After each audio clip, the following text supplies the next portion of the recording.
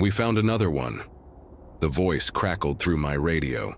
Sergeant Olson's normally steady tone carrying an edge I'd never heard before.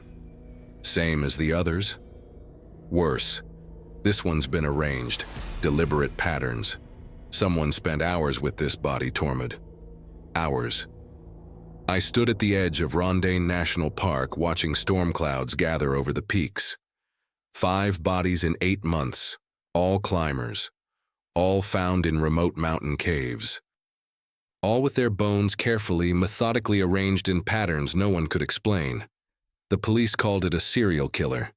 I called it something else, something my grandfather would have recognized, something the mountains had been hiding for 1,000 years. What do you do when you discover that death isn't the end of suffering? That people who die alone in wild places become trapped, their spirits bound to the exact spot where their hearts stopped beating, unable to move forward, unable to rest. In the old days, my Sami ancestors knew this truth. They performed rituals, sang songs, guided the dead toward peace. But we forgot. We became modern, rational, scientific. We stopped believing in spirits. And the dead, they're still out there. Still trapped. Still waiting for someone to set them free. My name is Tormod Haugen. I'm 41 years old and I've been a ranger in Rondane for 19 years. I thought I knew these mountains. Every trail, every peak, every dangerous passage. I was wrong. The mountains have been keeping a secret, and I was about to learn why some truths are better left buried. Before we begin this story, don't forget to subscribe to support our channel. The first body was found in April. A German climber named Klaus Becker, 43 years old, reported missing 3 weeks earlier during a solo expedition to Storenden Peak. Experienced mountaineer, had summited Everest twice, knew what he was doing. But the mountains don't care about experience. Search and rescue found him in a small cave near the summit, not uncommon for climbers caught in storms seeking shelter. What was uncommon was the state of the body, or rather, the bones. Klaus had been dead for weeks. The harsh mountain conditions, freezing temperatures, scavengers, natural decomposition, had reduced him to skeletal remains. That part was normal, expected. What wasn't normal was what happened next. I was part of the recovery team that day. We rappelled down to the cave entrance, standard body recovery operation. I'd done dozens of these over the years. They're never pleasant, but they're necessary. You learn to compartmentalize, to treat it as a job that needs doing. But when I entered that cave, my training failed me, because someone or something had moved those bones, arranged them, with purpose, with precision that made my skin crawl. The skull had been placed at the exact center of the cave floor, positioned upright, facing the entrance, as if watching whoever entered. The ribs, all of them, every single one, had been arranged in perfect radiating lines extending from the skull, like sun rays, like the petals of some macabre flower. Each rib precisely spaced, exactly the same distance from its neighbors. The long bones, femurs, tibias, fibulas, humeri, radii, ulnas, positioned at exact intervals around the perimeter, creating a perfect circle, measured, deliberate, mathematical. And the small bones, God, the small bones. Fingers, toes, vertebrae, all the tiny components that make up a human skeleton. These had been used to create intricate geometric designs in the spaces between the larger structures, spirals within spirals. Patterns that seemed to shimmer when you looked at them from different angles, like someone had spent hours, days maybe, meticulously placing each tiny fragment in exactly the right position. My partner, Henrik, whistled low. What the hell did this? Animal activity, the medical examiner concluded later after photographing everything. Dr. Anderson, 20 years of experience, delivered his verdict with complete confidence. Scavengers disturbing the remains. Bears maybe, foxes. Mountain conditions can create unusual patterns. I wanted to believe him, wanted to accept the rational explanation. But I'd seen what animals do to bodies in the mountains. I'd recovered remains scattered across hundreds of meters. Bones dragged to different locations by different predators. Skulls gnawed and cracked open for marrow. Ribs snapped and chewed, random, chaotic, natural. Animals don't create perfect geometric patterns with mathematical precision. They don't measure distances between bones. They don't sort vertebrae by size and arrange them in ascending spirals. They don't place every single bone, including the tiniest phalanges from toes, in deliberate, meaningful positions. And they definitely don't leave the bones clean. Pristine, almost polished, as if someone had carefully cleaned each one before positioning it. But I kept my mouth shut during the briefing. Let Dr. Anderson deliver his findings to the police. Let everyone nod and accept the reasonable explanation. Because what was the alternative? Tell them I thought something intelligent had done this? Something with enough patience to spend days arranging a skeleton like an artist working on a masterpiece? They'd laugh me out of the room. I kept my mouth shut at the briefing, let the officials make their reasonable explanations. But 3 days later, I went back to the cave, alone, off duty, without telling anyone where I was going. I needed to see it again, needed to understand what I'd witnessed. The hike took 4 hours from the nearest trailhead, steep terrain, loose scree, the kind of climbing that requires full concentration. Good. I needed the physical challenge to quiet my mind, to stop thinking about Signa. My sister had died in these mountains 15 years ago. Climbing accident on the north face of Stigøy. Solo climb. She'd always preferred going alone, said other climbers made her nervous. I was supposed to meet her at the summit, was running 2 hours late because of work. By the time I reached the base of the climb, she was already gone. Fell from somewhere near the top. Her body disappeared into a narrow crevasse we couldn't reach. 3 days of searching. Helicopters, professional rescue teams, my grandfather using traditional Sami tracking methods. Nothing. She was just gone. Like the mountain had swallowed her. We held a funeral with an empty casket. I gave a eulogy to a sister whose body I couldn't bury. And I've carried the guilt every day since. If I'd been on time. If I'd been there. If I'd insisted on climbing with her instead of letting her go alone. She'd be alive. That's why I became a ranger.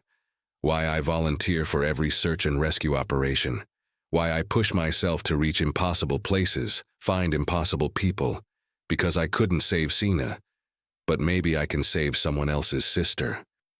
The cave where Klaus Becker had been found was exactly as we'd left it. The police had photographed everything but hadn't removed the arrangement. It was evidence, preserved pending further investigation. I knelt beside the pattern, studying it in the afternoon light. And that's when I saw them.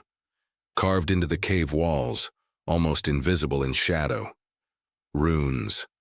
Not modern graffiti, not recent carvings. These were old, ancient, cut deep into the stone with tools that predated power equipment.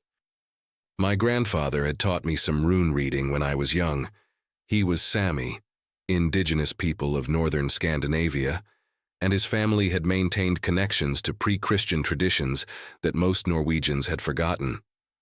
The runes aren't just letters, Tormod, he'd told me when I was 12. They're concepts, ideas. Each one contains meanings that take years to fully understand. Your grandmother's people knew them. My people adapted them. And the mountain folk, they invented them. Mountain folk? Trolls, boy, the original people of these peaks. Before humans arrived, they were here, are still here if you know how to look, and they understand the runes better than anyone because they carved the first ones 10,000 years ago. I dismissed it as storytelling, mythology mixed with family tradition. But now, tracing these ancient symbols with my finger, I wondered. The runes spoke of passage, of journeys between worlds, of spirits finding their way home. R. Rido. Journey riding the path. O Othala. Ancestral home, inheritance, ending and beginning. Io, Iwaz. The U-tree, death and transformation. The bridge between worlds. Together they formed a sentence, a instruction. The journey home begins. The spirit crosses. The ancestors welcome. My grandfather's voice echoed in my memory. When someone dies in the mountains, their spirit sometimes gets confused, trapped. The runes can help guide them. Show them the path they can't see alone. I traced the symbols again, and the temperature in the cave dropped 20 degrees in an instant. My breath became visible clouds. Frost formed on the stone walls, spreading outward from where my hand touched the runes, and for just a moment, less than a heartbeat, I saw him, Klaus Becker. Not as bones, as he'd been in life, standing in the center of the pattern, looking at me with eyes full of profound gratitude. He opened his mouth. No sound came out, but I understood the words anyway. Thank you. Thank you for seeing. Thank you for understanding. Then he smiled, and was gone. The temperature returned to normal in seconds. The frost melted, but I was shaking, not from cold, from understanding. The second body was found in June. A Norwegian woman named Hilda Eriksson, an experienced mountaineer who disappeared during a solo climb 2 months earlier. This time, the cave was deeper in the wilderness, harder to access, more remote, and the bone arrangement was more complex. Spiral pattern this time, with the skull at the center and all other bones creating a clockwise spiral outward. More runes on the walls, the same ancient symbols speaking of passage, release, freedom. The police investigation intensified. Serial killer theories dominated the meetings. Someone is targeting lone climbers, Sergeant Olson insisted. Killing them or finding their bodies, then performing ritualistic arrangements. We need to warn the public, close certain trails. Increase patrols. I wanted to tell them they were wrong, that whatever was arranging these bodies wasn't human, wasn't malicious. But how do you explain that to modern police officers armed with forensic science and criminal psychology? How do you say, actually, I think ancient mountain spirits are performing death rites on trapped souls. They'd remove me from the investigation, probably require a psychological evaluation. So I stayed quiet, and I kept investigating on my own. By the third body in July, a Swedish man named Eric Johansson, I'd developed a theory. All 3 victims had died alone.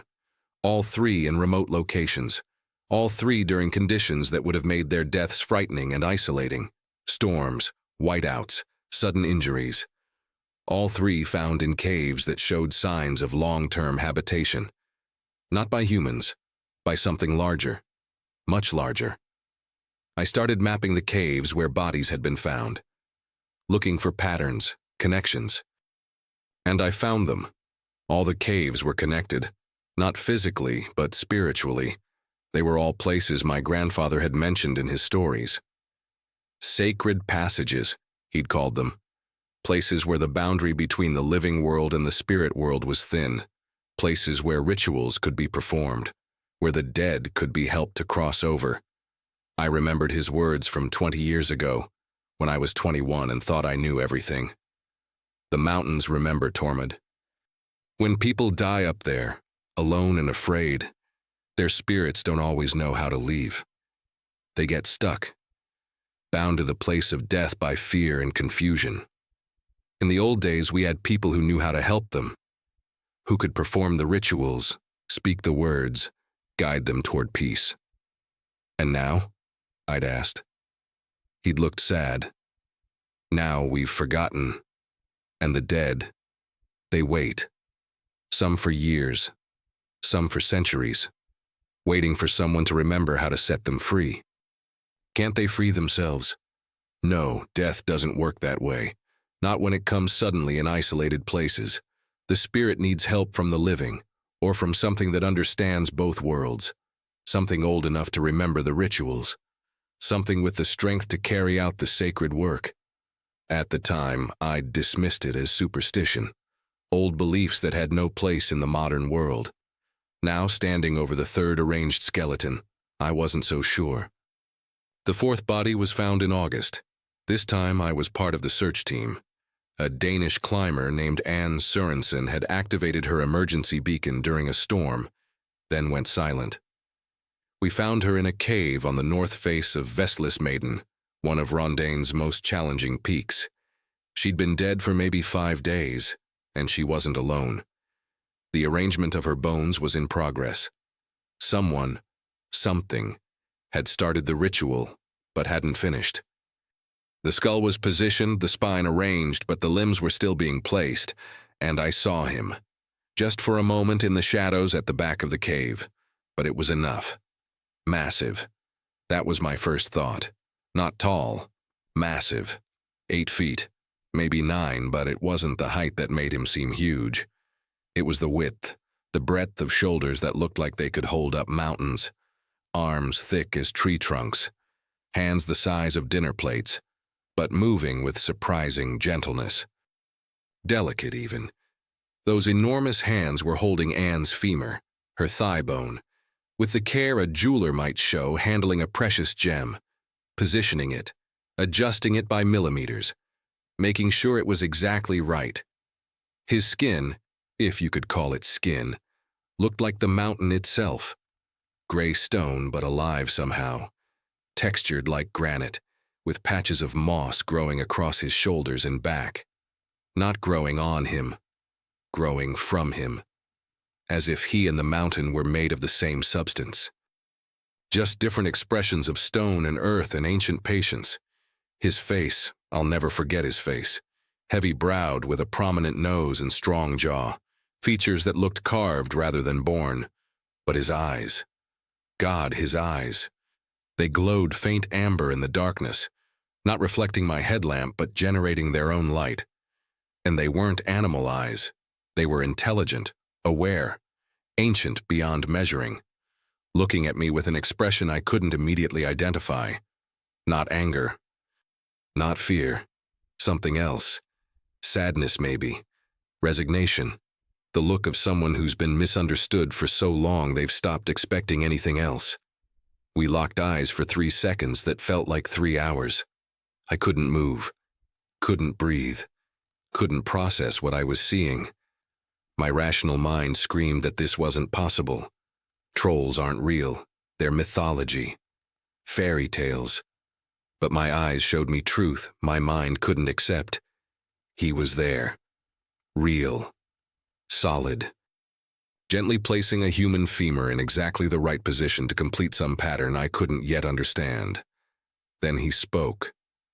Not out loud, no sound came from him, but I heard his voice in my head, deep as glaciers grinding, patient as erosion. You see me. Not a question, a statement of fact, an acknowledgement. Yes, I whispered, not sure if I was answering aloud or in my thoughts. Most cannot. Most humans have forgotten how to see what is truly there. They see only what they expect to see. But you still have the gift, your grandmother's blood, your grandfather's teachings. They left you open to truth. What are you? Guardian, keeper, psychopomp.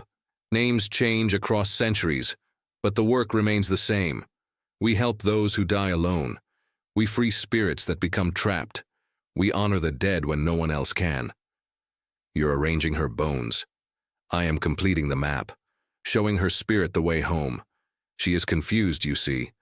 Died suddenly, violently. Did not understand what happened. Her spirit has been here, trapped in this cave, reliving the moment of death over and over for 5 days, terrified, unable to move forward, unable to let go. But when I finish the pattern and speak the words and maintain the vigil, she will be free, she will find peace, she will move beyond. I don't understand. You will. You are meant to understand. That is why you can see me, why you came back to the caves, why you've been searching for answers. Your sister calls to you still, Tormod Haugen, and you will not rest until you understand what happened to her. The mention of Sina hit me like a physical blow.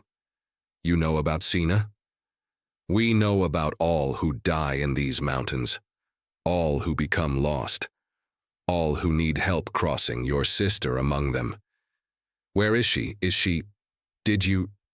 But he was gone, not running, not hiding, just no longer visible, as if he'd become part of the cave wall itself. I blinked, and he was stone. Just stone and shadow and my imagination playing tricks in the darkness. Except Anne's femur was in place now, positioned perfectly. and I hadn't touched it. The other searchers saw nothing. They called in the discovery, photographed the scene, began the recovery process. I said nothing about what I'd seen, but I knew. The trolls were real, and they were the ones performing the rituals. The police presence increased dramatically after the fourth body. Special Investigations Unit from Oslo. Forensic psychologists, criminal profilers. They built a case around a serial killer with ritualistic tendencies, possibly someone with archaeological or anthropological training, definitely someone with extensive mountain experience. They even had suspects, 3 local climbers with the skills and opportunity. I watched them waste resources chasing ghosts while the real answer was right there in the caves, hidden in plain sight. I needed to know more. Needed to understand what the trolls were doing and why.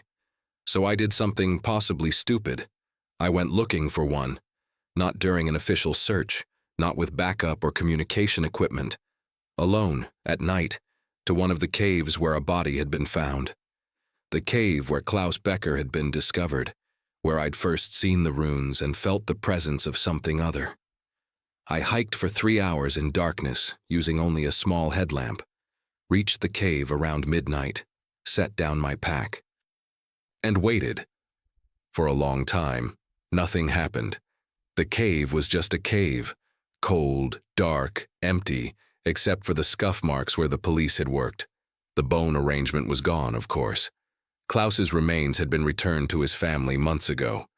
But the runes were still there, carved into stone. I traced them again like I had the first time, and spoke aloud in Norwegian, then in the bits of Sami I remembered from my grandfather. I know what you're doing. I know you're helping them. I want to understand. I want to thank you. My voice echoed off the stone walls. Silence followed. Then, you speak the old words poorly.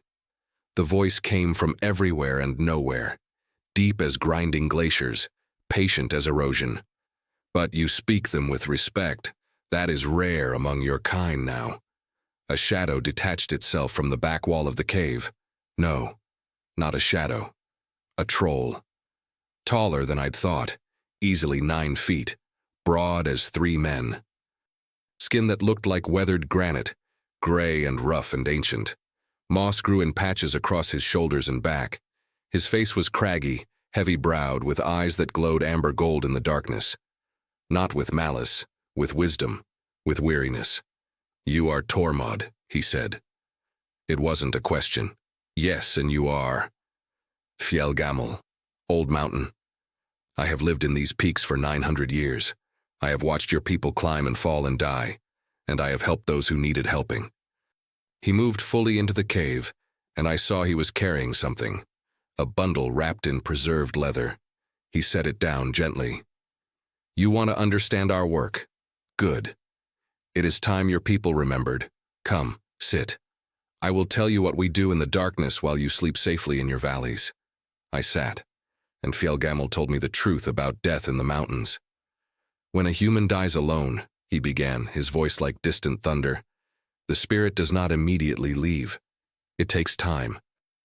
Usually, if the person is surrounded by loved ones, if there are rituals and farewells, the spirit understands what has happened. It accepts the death. It moves on to whatever comes next. He gestured to the mountains beyond the cave. But here, in the wild places, when death comes suddenly, from a fall, from cold, from injury, the spirit is confused, afraid. It tries to hold on to life. It binds itself to the exact spot where the body stopped functioning, unable to accept what has happened. Unable to move forward, trapped. For how long? Forever if no one helps. We have found spirits bound to their death places for centuries, still afraid, still confused, still suffering. The thought was horrifying. Your ancestors knew this, Fjellgammel continued. The Sami people especially. They performed rituals, they sang the death songs, they guided spirits toward the next journey. But your people forgot, became modern, stopped believing. And so the dead are trapped, with no one to help them but us. Why you? Why do trolls do this? He looked at me with those ancient eyes, Because we remember. Because we understand that death is a passage, not an ending. Because we have the strength to move the bones, the physical anchors that hold spirits in place. And because we believe that all beings deserve dignity in death, even humans who hunt us and fear us and call us monsters. He unwrapped the leather bundle. Inside were bones. Human bones, small ones, hand and foot bones mostly. These were from a child, Fjellgammal said quietly. A young girl who wandered from her family's camp 200 years ago, became lost, died of cold and fear in a crevice we could barely reach. Her spirit screamed in that crack for decades before we found her. We brought her bones to a sacred cave, performed the 7-day ritual, released her spirit. She crossed over peacefully.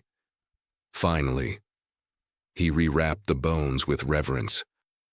This is what we do, Tormod Haugen. We are the psychopomps of the mountains, the guides of lost spirits. We find those who died alone and afraid, and we help them leave their fear behind. The bone arrangements your police photograph are not violence. They are love.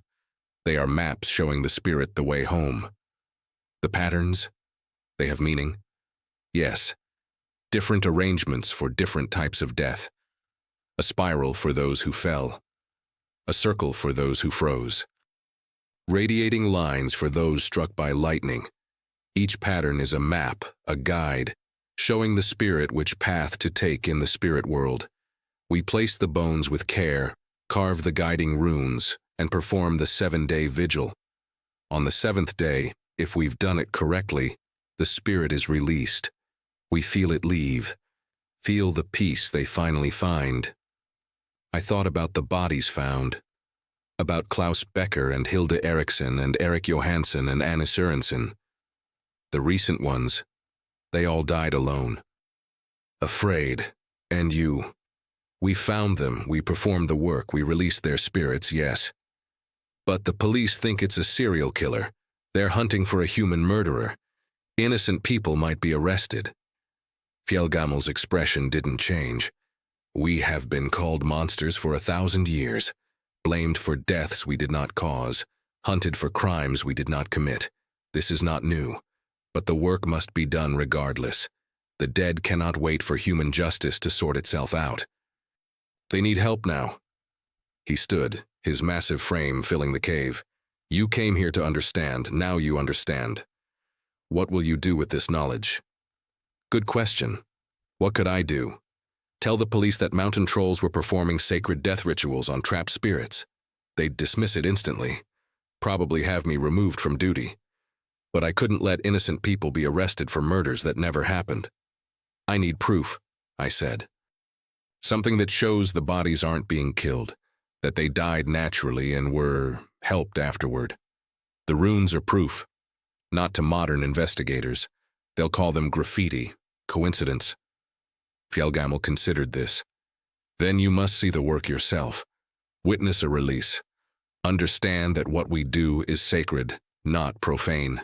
Then perhaps you can find words your people will accept. When? Soon. There is another.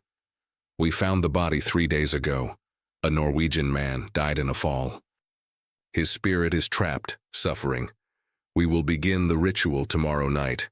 You may observe, but you must not interfere, and you must not bring others. This knowledge is for you alone. He gave me coordinates, a location deep in the wilderness, far from any marked trail. Come at nightfall tomorrow, come alone. Come ready to see truth that will change how you understand death itself. Then he was gone, fading into the stone as if he'd never been there at all, leaving me alone in the cave with my racing thoughts and my impossible mission. I hiked back to the ranger station in darkness, my mind spinning. Everything I'd seen, everything Fjellgammal had told me, it contradicted every rational belief I'd built my adult life around, but it explained so much. The care in the bone arrangements, the runes speaking of passage and peace, the complete absence of violence or cruelty in how the bodies were treated. This wasn't murder. It was mercy. The next evening I called in sick, told my supervisor I had the flu, needed a few days to recover. Then I packed gear for an overnight expedition and headed into the mountains. The coordinates Fjellgammel had given me led to a remote valley I'd never visited despite 19 years as a ranger. It wasn't on any official map. The terrain was too steep, too dangerous for recreational hiking, perfect for staying hidden. I reached the location just as the sun was setting. A large cave carved into the base of a cliff, its entrance partially hidden by fallen boulders. Inside, the cave opened into a vast chamber. And I wasn't alone. 3 trolls were there, including Fjellgammel. The others were similar in size but different in appearance, one with skin like dark basalt, another with moss so thick it looked like fur. And in the center of the chamber, laid out with careful precision, a body. Recent. Maybe dead 2 or 3 days. A man in his 30s wearing climbing gear, his neck bent at an unnatural angle. A fall, like Fjellgammel had said. "This is Morten Lunde," Fjellgammel said quietly. "He fell from a ledge 4 days ago. Died instantly. His body was found by hikers yesterday, but they could not retrieve it. Too dangerous. They called for helicopter rescue, but weather has delayed it. By the time humans reach him, we will be finished." The other trolls were working. Moving with surprising gentleness despite their size. They'd already arranged some of the bones. The body had been prepared. I won't describe that process in detail. It was respectful, necessary, but difficult to watch. They treated Morten's remains with more care than most funeral directors show. "The arrangement will take tonight," Fjellgammel explained. "Then the 7-day vigil begins. We will take shifts, always one of us here maintaining the pattern, speaking the words, guiding the spirit. On the 7th day, Morten Lunde's spirit will be free to move forward. His fear will end. His confusion will lift. He will find peace. Can I see the spirit like I saw Klaus Becker? Perhaps if you are sensitive enough. If you quiet your mind and open your awareness. Most humans cannot. They've trained themselves to see only physical reality. But you have Sami blood. Your ancestors understood the spirit world. You might still have the gift. I watched them work for hours. The precision was incredible, almost painful to witness. Every bone placed with exact measurement, checked and rechecked. They used no tools except their hands, no measuring instruments except their ancient knowledge. Yet every placement was perfect, mathematical, the skull positioned at exact center, oriented to face magnetic north. The spine arranged in a gentle curve, recreating the natural shape it had held in life. The ribs spreading outward in graduated sizes, smallest to largest, creating wings. The long bones of arms and legs extending in 5 directions, creating points. Creating a star. Every finger bone placed individually, creating smaller spirals at the end of each point. Every tiny fragment of bone accounted for, incorporated into the design. Nothing wasted. Nothing random. They carved new runes into the cave walls as they worked, variations I hadn't seen before. These weren't the standard Elder Futhark symbols my grandfather had taught me. These were older, more complex, layered meanings that seemed to shift depending on the angle of light. Each death requires unique runes, Fjellgammel explained, noticing my fascination. The runes must match the spirit, must speak to who they were, how they died, what they feared, what they loved. Generic symbols don't work. Each spirit needs a personal map home. He carved one particularly intricate symbol, 3 runes merged into a single design. This one means, the fall is complete, the ground is reached, now you rise in different direction. It's specific to Morten. He feared falling, feared the moment of impact. His spirit is stuck in the seconds before he hit the ground, falling forever in his mind. This rune tells him, the fall ended. You've landed. It's over. You can stop falling now. The care in his voice, the gentleness, this ancient being who could crush boulders with his bare hands, speaking about a human's fear with profound empathy. Around midnight, they finished the arrangement. Morten Lunde's bones formed a perfect star, 5 points, with the skull at the center and limbs extending outward in precise alignment with cardinal directions. It was beautiful. That's the word that came to mind, though it felt wrong to apply it to death. But it was. Beautiful in the way mathematics is beautiful, in the way sacred geometry creates order from chaos, in the way ancient wisdom makes meaning from tragedy. A fall-death pattern, Fjellgammel explained, his massive hand hovering over the arrangement without touching it.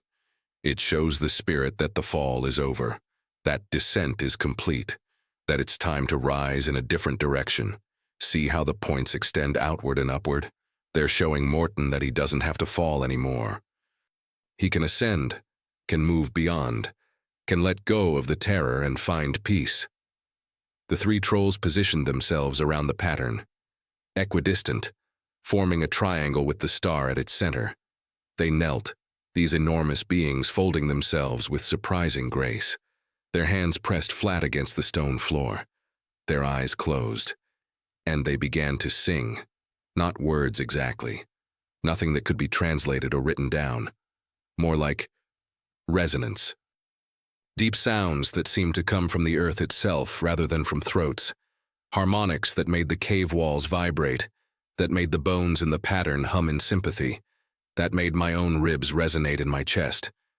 The sound was older than language, primal, the sound the earth might make if it could sing, the sound of glaciers calving, of tectonic plates grinding, of mountains rising from ocean floors over millions of years. It was beautiful. It was terrifying. It was the most sacred thing I'd ever heard.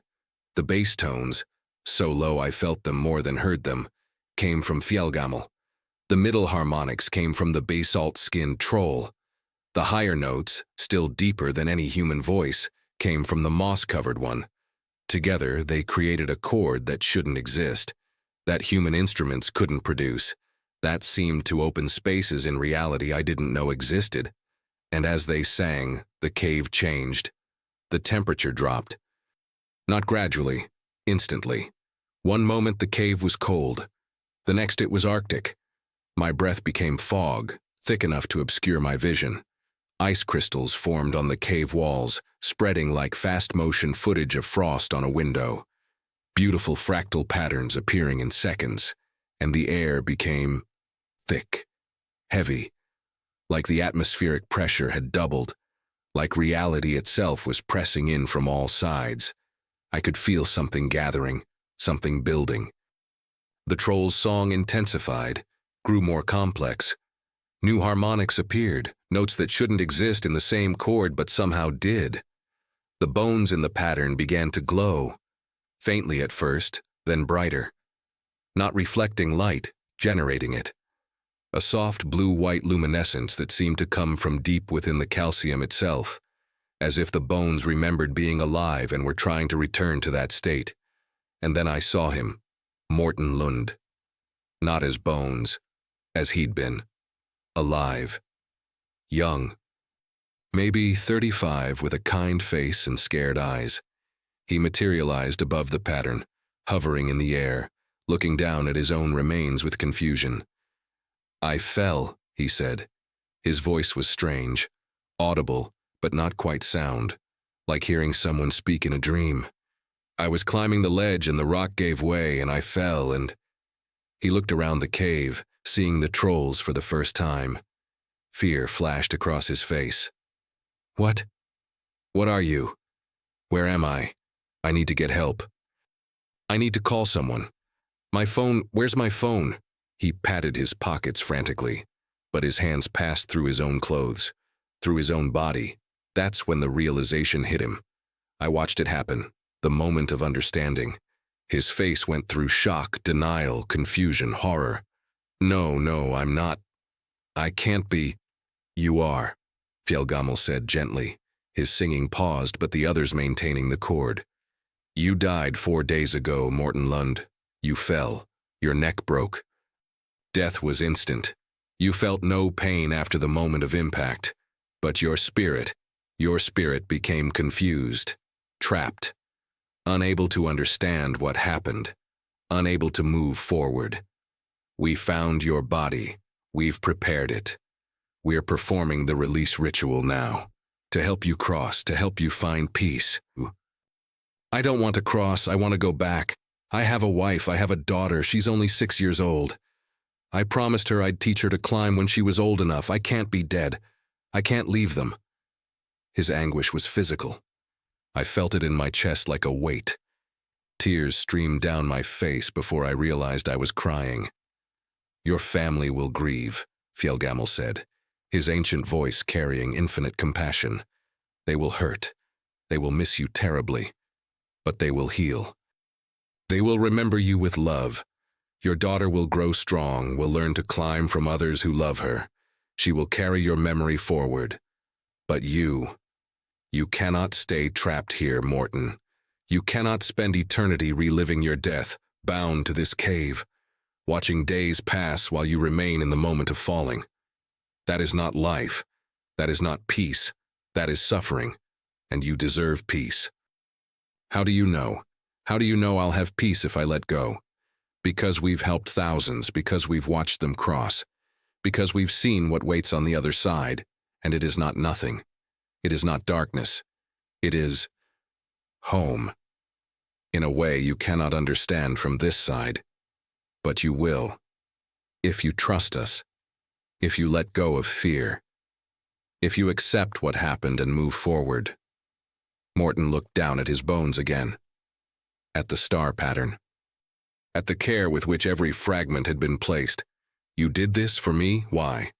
Because it is our purpose, our calling, because death should be honored, not ignored, because spirits should be freed, not abandoned, because you deserve dignity, even in death, especially in death.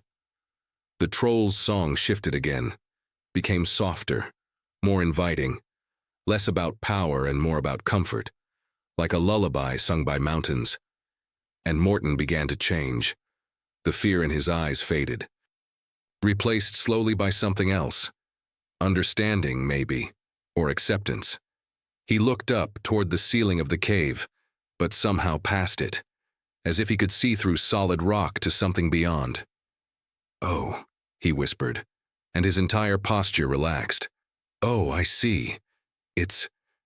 He struggled for words, couldn't find them, settled for, it's actually beautiful. He looked back at the trolls, looked at me. Thank you. Thank you for not leaving me alone, for caring enough to do this, for... His form was fading now, becoming translucent, like morning mist burning off in sunlight. Tell my wife, tell her I'm okay, tell her I'm not in pain, tell her to let me go, to be happy, to let our daughter learn to climb, tell her... His voice faded with his form, but I heard the last words clearly. Tell her I love them. Always. And he was gone. Completely. Not a trace of his presence remained except the bones in their perfect pattern. The temperature returned to normal in seconds, the ice melting, the pressure releasing. The glow faded from the bones. The trolls stopped singing, and the cave was silent except for my ragged breathing and the sound of my quiet crying. You saw, Fjellgammal said. It wasn't a question. I saw. He was terrified. And then, he wasn't. You helped him. You saved him from being trapped forever. Yes, this is our work. This is what your people call monstrous.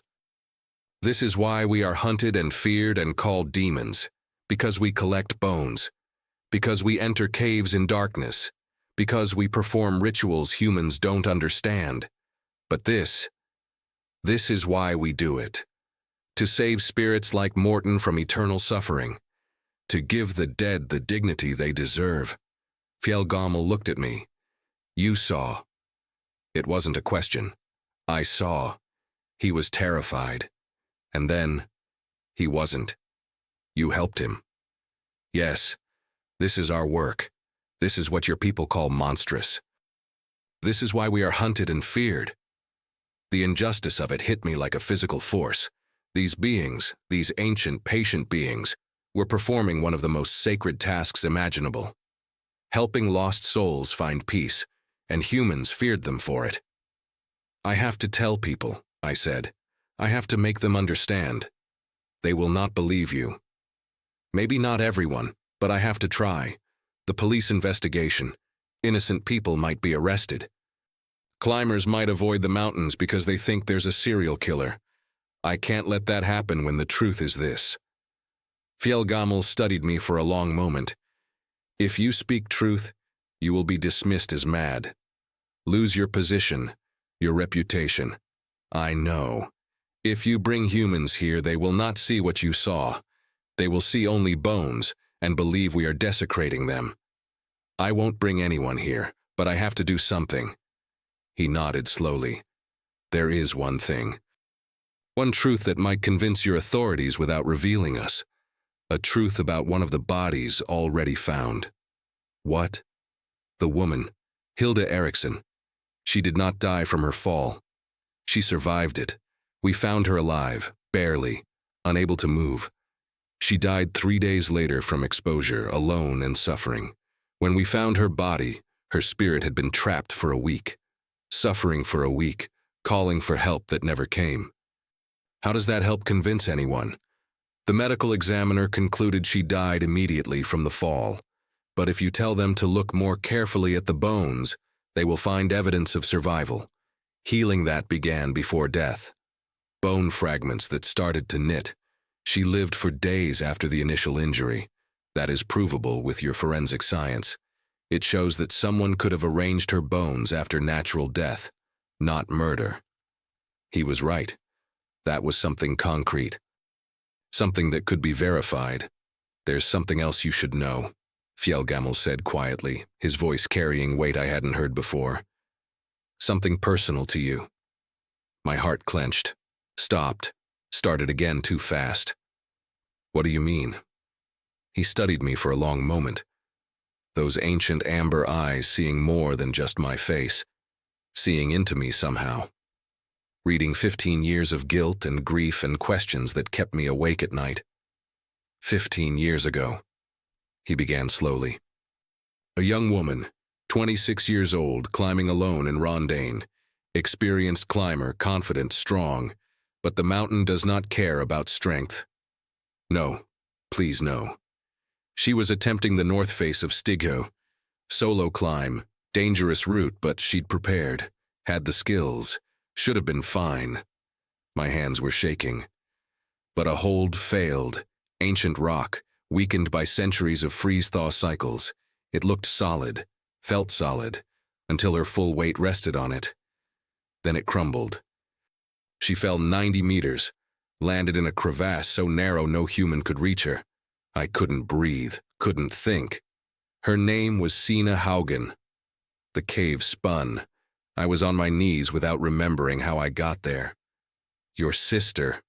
You know about Sina? My voice cracked, broke, sounded like a child's voice, not a man's. We know about all who die in these mountains, Fjellgammal said gently. All who become lost, all who need help crossing. Your sister among them. Where is she? Is she... Did you... Please tell me you helped her. Please tell me she wasn't alone. He moved closer, knelt beside me. His massive hand, the one that could crush stone, rested gently on my shoulder. The weight was immense but somehow comforting, like being held by the mountain itself. Listen carefully, Tormod. What I'm about to tell you will hurt, but it will also heal. Are you ready? I nodded, unable to speak. Sina fell at approximately 1400 hours on August 17th. You were supposed to meet her at the summit at 1600. You were running late, working. You've carried guilt about that delay for 15 years. Wondering if being on time would have changed anything. Wondering if you could have saved her. I could have. If I'd been there, no. His voice was firm but not harsh. You could not have saved her. The hold would have failed regardless. The rock was going to crumble. It was inevitable, just waiting for the right pressure. If you'd been climbing with her, you both might have fallen, or you might have fallen instead of her. Timing didn't matter. This was not your fault. The words I'd needed to hear for 15 years, but they weren't enough, not yet. Her body disappeared. We searched for 3 days, helicopters, rescue teams, my grandfather using traditional tracking methods. We found nothing. She was just gone. Yes. The crevasse was narrow, barely 10 inches wide at the top, widening below. She fell 60 meters into darkness before hitting bottom. Her body was wedged in a space no human could access. Your search team stood directly above her multiple times, but they couldn't see her, couldn't reach her. Eventually, they had to stop searching, had to accept that she was lost. Tears were streaming down my face now, 15 years of held grief pouring out. But we found her, Fjellgammel continued. 3 days after her death, we can access places humans cannot, can move through stone itself when necessary. We reached the crevasse, found her body, and found her spirit. He paused. I waited, barely breathing. She was trapped, Tormod. Her spirit, stuck in the moment of falling, screaming your name over and over, calling for help that couldn't come, terrified, alone, in darkness and pain and confusion. For 3 days she suffered like that, 3 days of dying again and again in her mind. The image destroyed me, my strong, brave little sister, trapped, suffering, calling for me, and I hadn't been there. But we reached her, Fjellgammel said firmly, his hand tightening on my shoulder. We brought her body out of the crevasse, carried her to a sacred cave, cleaned her bones with reverence, arranged them in the proper pattern, a fall death spiral, showing her spirit that the descent was complete, that she could stop falling now. We carved her personal runes, spoke her name for 7 days, performed the release ritual. Did it work? Did she find peace? Yes. On the 7th day, her spirit was released.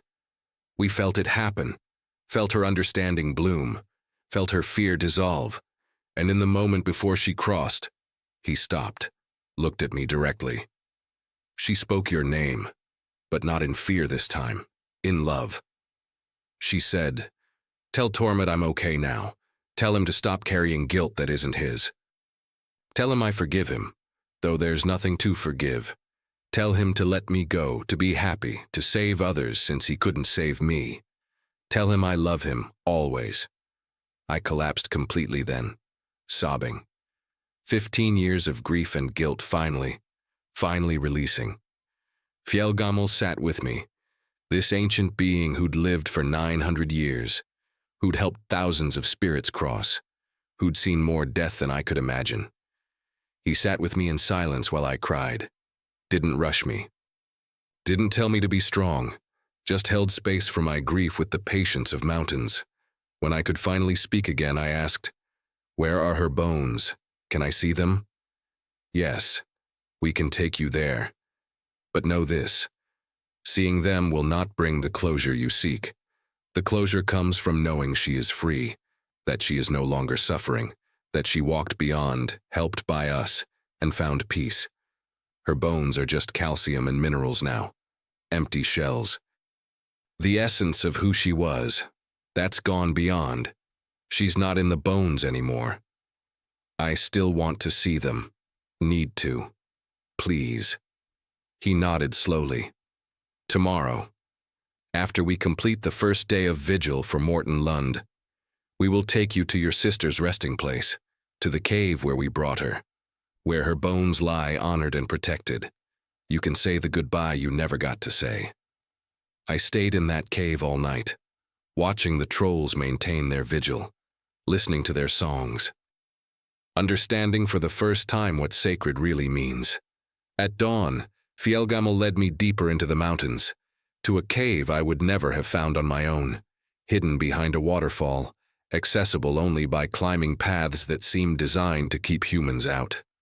Inside, arranged in a perfect spiral, seen as bones, 15 years old, but preserved as if it had been 15 days.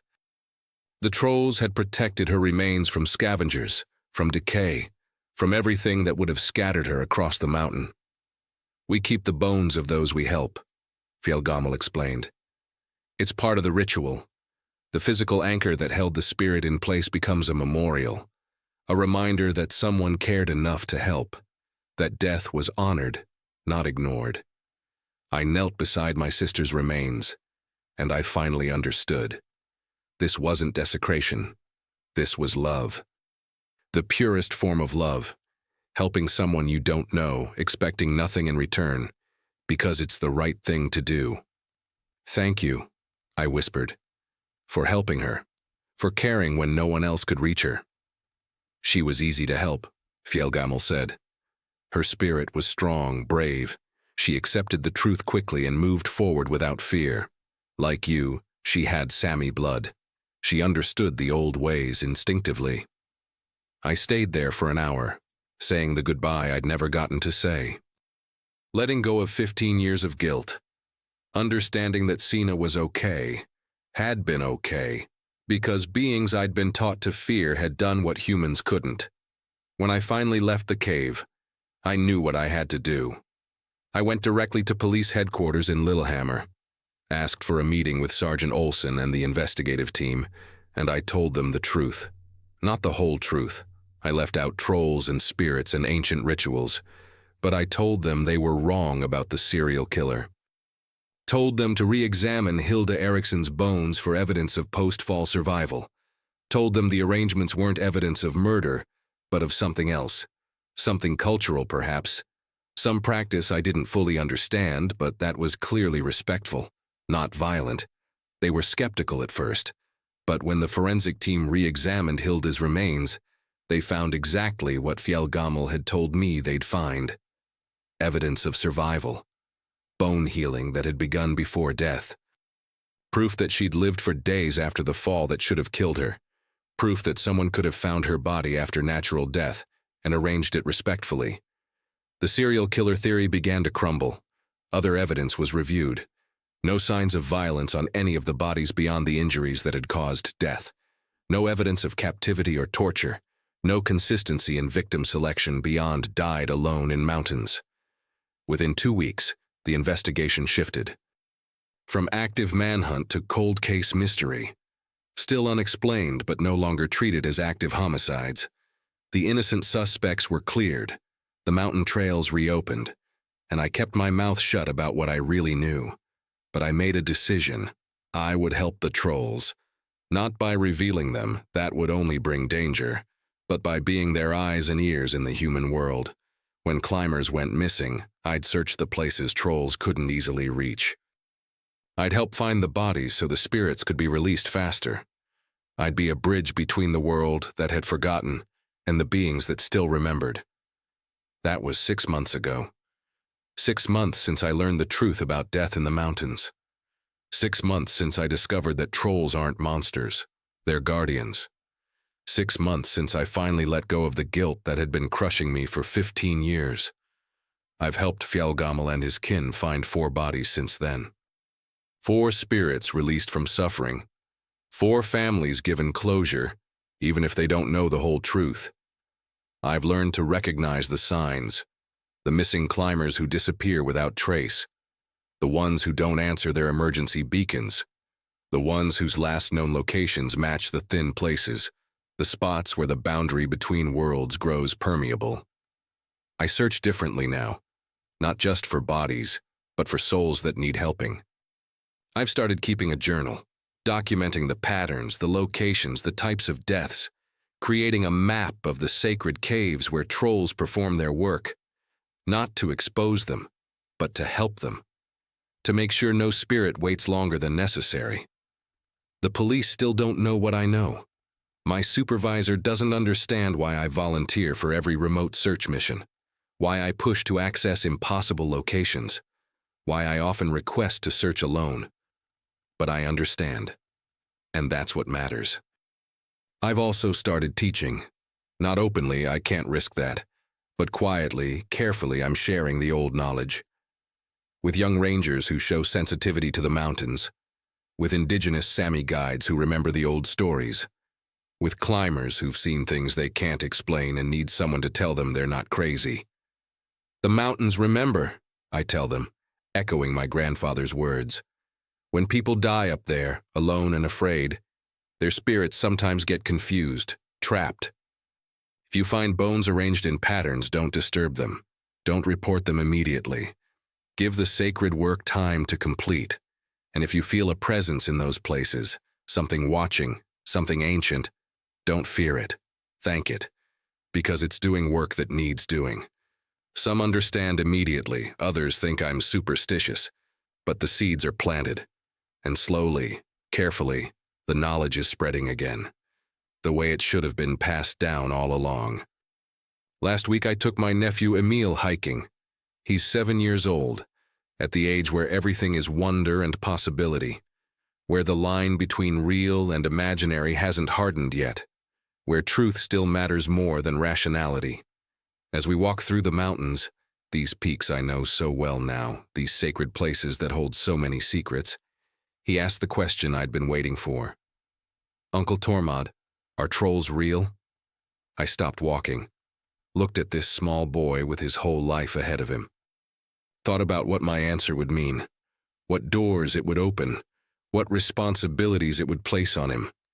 Then I looked at the mountains around us, at the ancient stones that hide so many secrets, at the caves where sacred work happens in darkness, at the places where spirits are helped to cross. Yes, I said, they're real. And they're not monsters. They're guardians, helpers. They do work that needs doing even when no one thanks them for it, even when people fear them for it.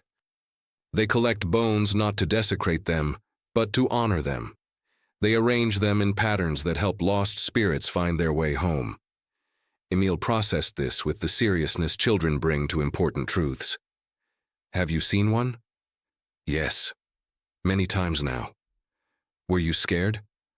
I thought about Fjellgammel, about the gentleness in those massive hands as he arranged bones with infinite care, about the patience in that ancient voice as he sang spirits toward peace, about the tears in those amber eyes when he spoke of my sister finally finding rest, about the weight of 900 years of sacred service carried without complaint.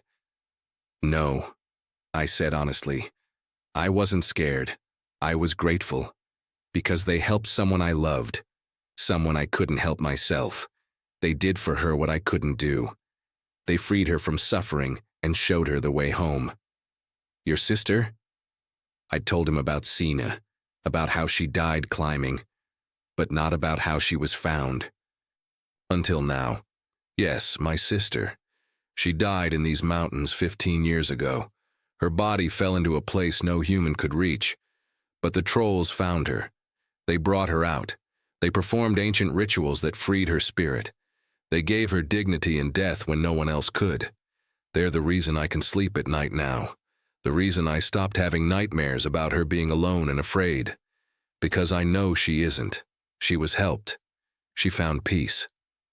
Emil was quiet for a long time. Then he said, "Can we thank them? The trolls who helped her?" The question hit me harder than expected. Yes, I said. Yes, we can. We hiked to the cave where Sina's bones rest, the hidden place behind the waterfall that only trolls, and now I, know how to access. Emil was nervous climbing the final approach, but he didn't complain. Didn't ask to turn back. He understood this was important. Inside the cave, Sina's bones lay in their eternal spiral. 15 years of careful preservation. Protected from scavengers and weather and time. Honored, remembered. Emil knelt beside the pattern without me telling him to. Placed his small hand gently on the stone. "Thank you," he whispered, "for helping Aunt Signa, for making sure she wasn't alone, for caring about her." And from the shadows at the back of the cave, Fjellgammel appeared. Not hiding anymore. Not invisible, showing himself to this child who believed in old truths. Emil's eyes went wide, but not with fear, with wonder. "You're so big," he said. Fjellgammel smiled, an expression that transformed his craggy face. "And you are so small, but size does not measure worth. Your heart is large, young one, large enough to see truth, large enough to offer thanks. That is rare among your kind now, treasure it." He looked at me. You've chosen well, Tormod. He will carry the knowledge forward, will help bridge the worlds when you cannot. The work continues. Then he was gone, fading into stone, leaving us alone in the sacred cave. Emil looked at me with shining eyes. Can I help too, when I'm older? Can I help find people who need helping? Yes, I said, when you're ready, when you understand what it means. Yes. The work always needs more hands, more hearts, more people willing to see truth instead of fear. We left the cave as the sun was setting, painting the mountains gold and amber, making the peaks look like they were on fire, sacred, ancient, eternal. And I felt something I hadn't felt in 15 years. Peace. Not because Sina was gone, but because she wasn't suffering. Because she'd been helped by beings who remembered what it meant to care for the dead. Because the work was continuing, would continue. As long as there were people willing to see truth, willing to help, willing to honor the sacred task of guiding lost spirits home. Death isn't the end of suffering if you die alone and afraid. But there are beings in these mountains who remember how to help, who perform sacred work in darkness and silence, who ask nothing in return except to be left in peace to continue their mission. The bones in the caves aren't evidence of violence. They're evidence of love, of dignity given to those who died with none, of ancient promises kept when modern humans have forgotten them. And I'll spend the rest of my life making sure that work continues, making sure the helpers are protected, making sure the spirits find their peace. Because now I understand. The trolls aren't the monsters in these mountains. They're the last of the guardians. And the true tragedy isn't that they collect bones. It's that so few humans remember why.